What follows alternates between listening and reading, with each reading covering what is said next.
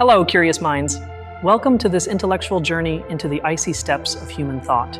Today we confront a giant, a man who, with one hand, penned some of the greatest novels in history, and with the other sought to dismantle every institution of his era.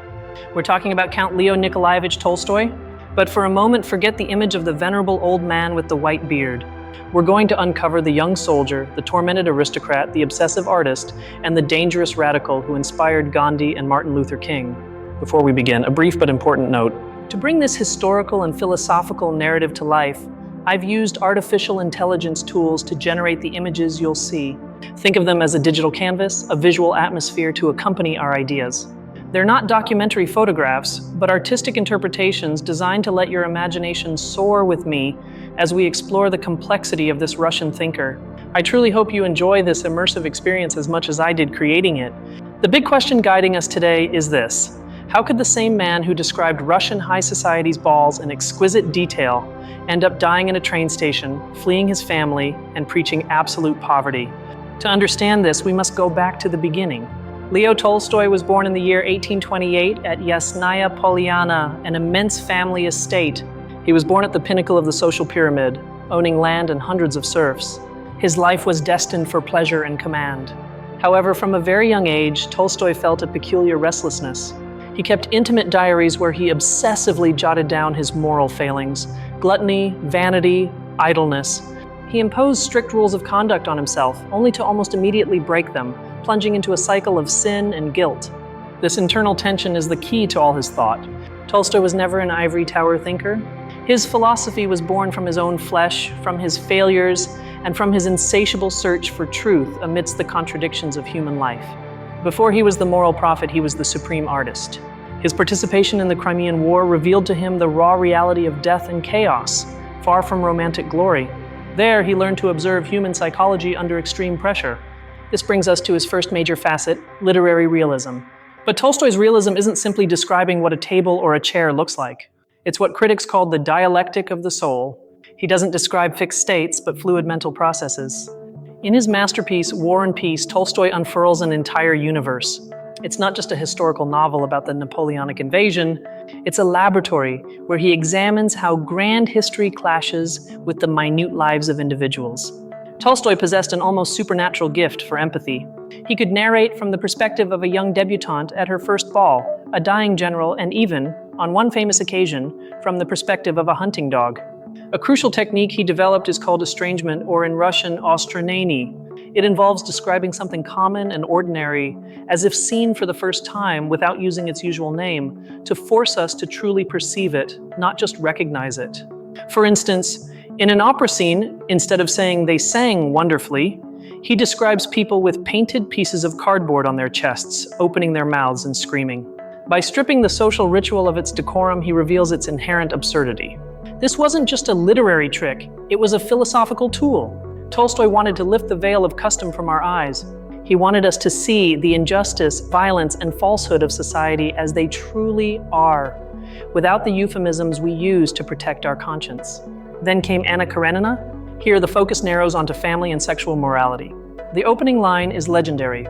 All happy families are alike. Each unhappy family is unhappy in its own way.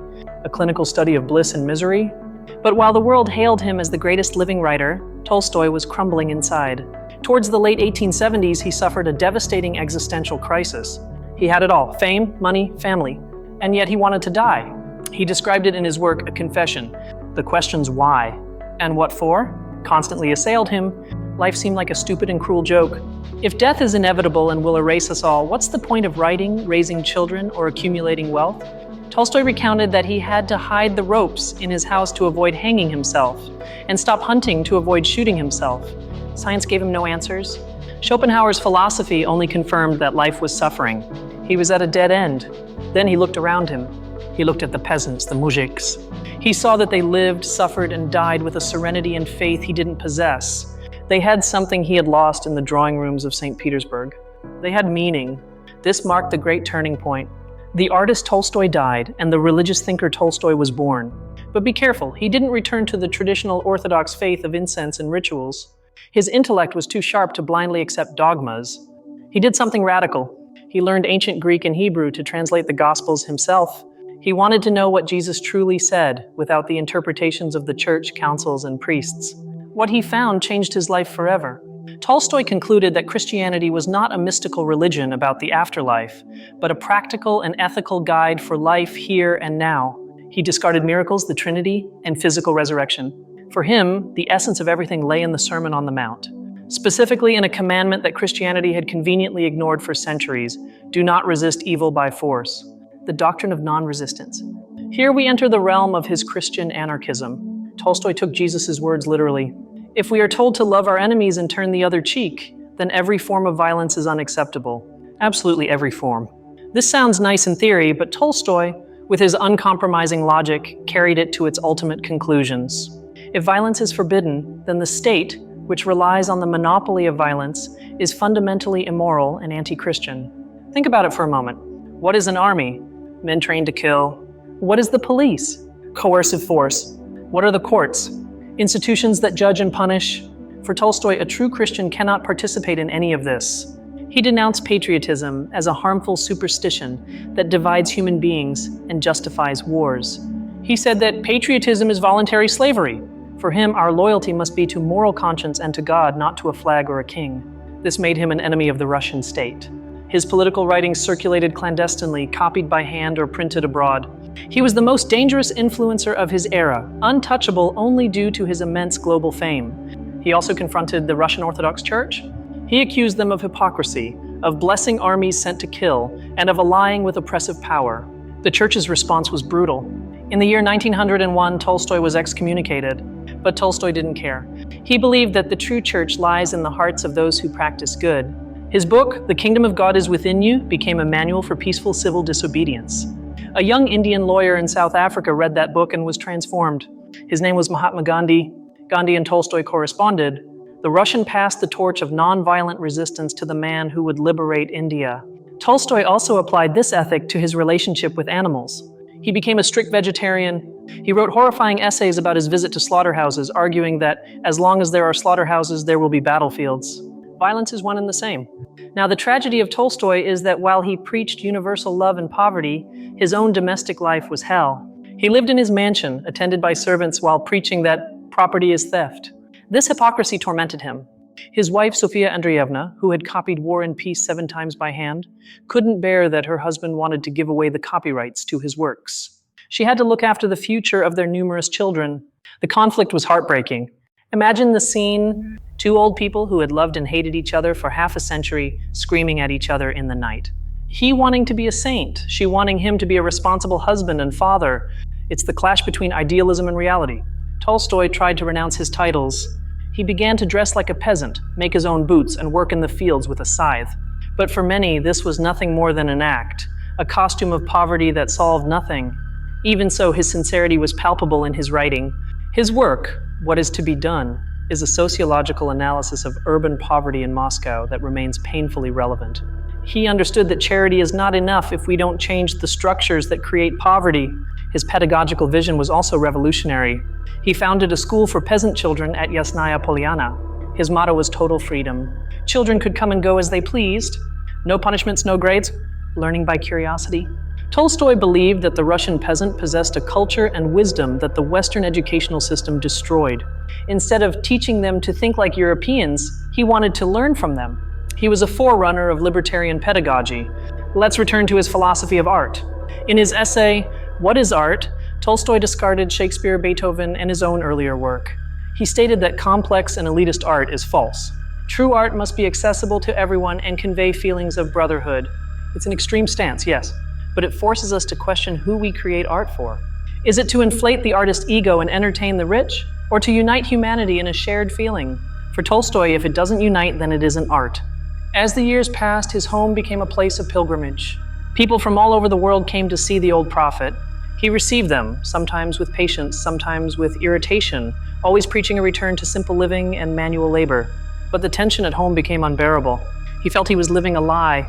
At 82 years old, he made a final decision. On a dark October night in 1910, Count Tolstoy ran away from home. Accompanied only by his doctor and a daughter, he boarded a third-class train. He wanted to disappear, to find a quiet corner where he could live his last days in peace in accordance with his ideals. but his body could no longer withstand it. He fell ill with pneumonia and had to get off at the small station of Ostapovo. The station master gave him his bed, and there, in that unfamiliar room, began the agony of the most famous man in Russia. News traveled by telegraph. Journalists, photographers, and his own family arrived at the station. It became the first global media circus surrounding the death of a celebrity. But Tolstoy, delirious, only asked to seek the truth.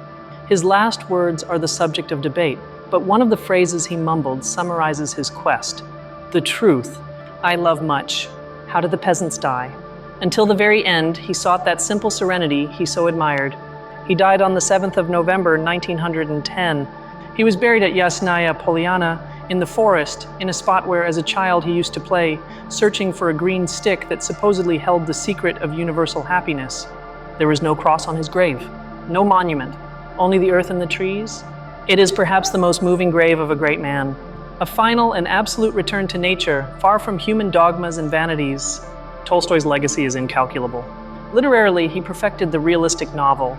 Psychologically, he taught us to look within ourselves with brutal honesty. But his ethical legacy is the most challenging.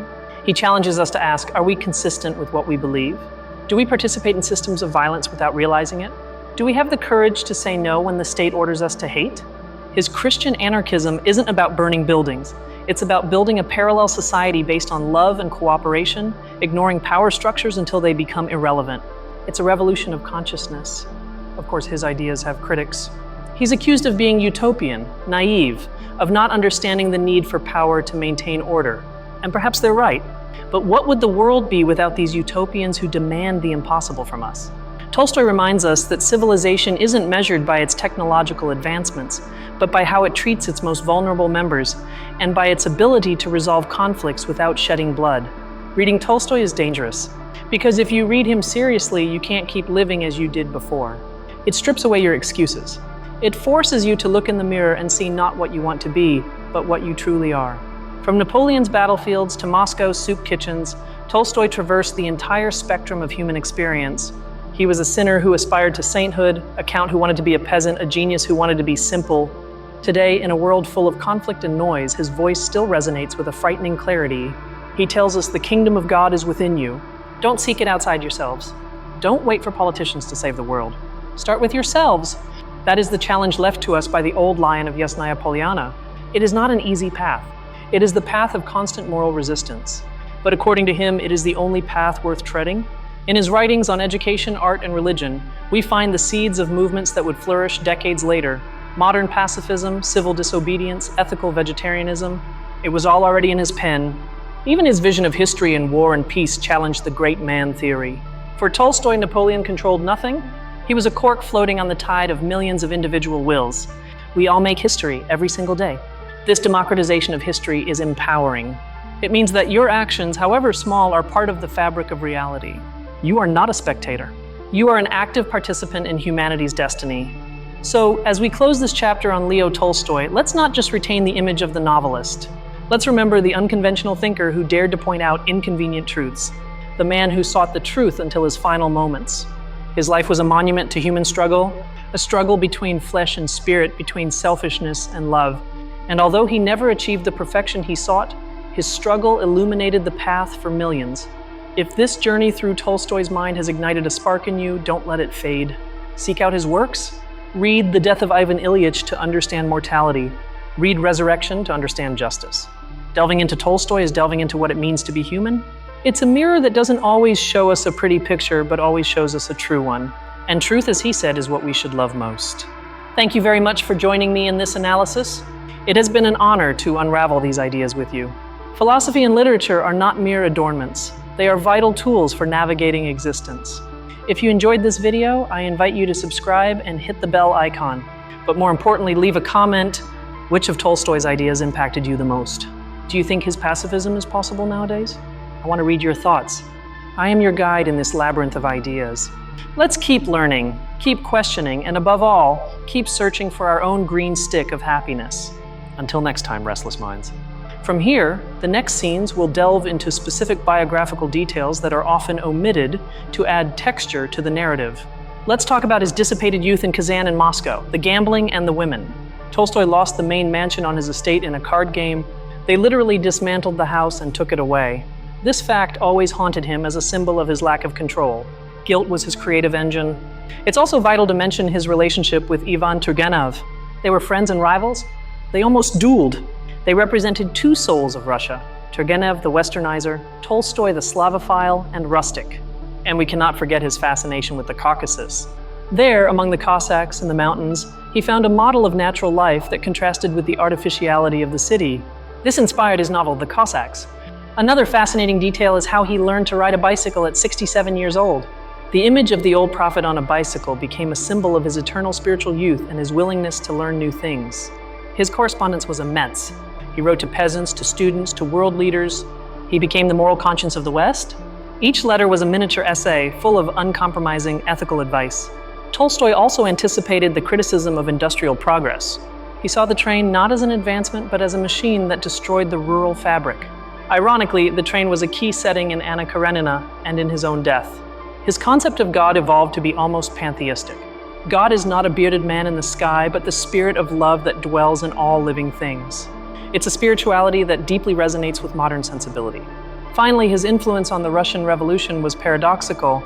Lenin called him the mirror of the Russian Revolution, but Tolstoy would have hated Bolshevism for its violence and atheism. He was a revolutionary of the spirit, not of arms. Thus we close this circle. Tolstoy is inexhaustible. We could make 10 more videos and still not finish, but I hope this map serves you well in navigating his ocean. Thank you for your time and attention. And now I bid you a final farewell. Don't forget to question everything, even what you've just heard. Truth is a quest, not a destination. We'll see you in the next analysis. Farewell.